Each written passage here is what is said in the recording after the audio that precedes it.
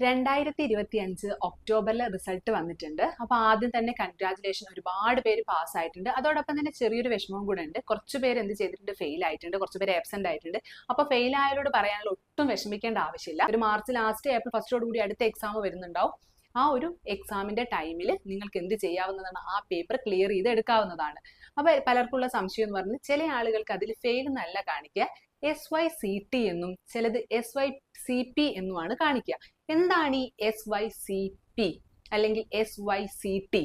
SYCT എന്ന് പറയുന്നത് നിങ്ങളുടെ തിയറി പേപ്പറിൽ, നമ്മൾ കൊമേഴ്സ് ഓഫ് ഹ്യൂമാനിറ്റീസ് എടുത്ത കുട്ടികളാണെങ്കിൽ അതിൽ നിങ്ങൾ തിയറി പേപ്പറിൽ ഫെയിൽ ആയിട്ടുണ്ട് എന്നാണ് കാണിച്ചിരിക്കുന്നത്. ഇനി SYCP എന്നാൽ നിങ്ങൾ സയൻസ് എടുത്ത കുട്ടികൾ, അതായത് പ്രാക്ടിക്കൽ ഉള്ള കുട്ടികൾക്ക് പ്രാക്ടിക്കൽ പേപ്പറിൽ ഫെയിൽ ആയിട്ടുണ്ടെന്നാണ് കാണിച്ചിരിക്കുന്നത്. അപ്പം നിങ്ങൾ ഏത് പേപ്പറിലാണോ ഫെയിൽ ആയിരിക്കുന്നത് ആ പേപ്പർ മാത്രം നിങ്ങൾക്ക് എന്ത് ചെയ്യാം, എക്സാം ഫീസ് അടച്ചു കഴിഞ്ഞിട്ടുണ്ടെങ്കിൽ ഈ വരുന്ന 2026 മാർച്ച് ഏപ്രിൽ ടൈമിലുള്ള എക്സാം അറ്റൻഡ് ചെയ്ത് പാസ്സാകാവുന്നതാണ്. പക്ഷെ അതോടൊപ്പം തന്നെ നിങ്ങൾ അസൈൻമെന്റ് പിന്നീട് വെക്കേണ്ട ആവശ്യമില്ല. അസൈൻമെന്റിന്റെ മാർക്കും നിങ്ങൾക്ക് അതിൽ കാണാൻ കഴിയുന്നതാണ്. അപ്പൊ 10ൽ കൂടുതൽ മാർക്ക് നിങ്ങൾക്ക് ഓരോ സബ്ജക്റ്റിനും ഉണ്ടെങ്കിൽ, NIOS +2ന്റെ സബ്ജക്റ്റ് നിങ്ങൾക്ക് ഉണ്ടെങ്കിൽ നിങ്ങൾ എന്ത് ചെയ്യേണ്ട, പിന്നീട് നിങ്ങൾ അസൈൻമെന്റ് വെക്കേണ്ട ആവശ്യമില്ല. തിയറി മാത്രം ക്ലിയർ ചെയ്ത് എടുത്താൽ മതി.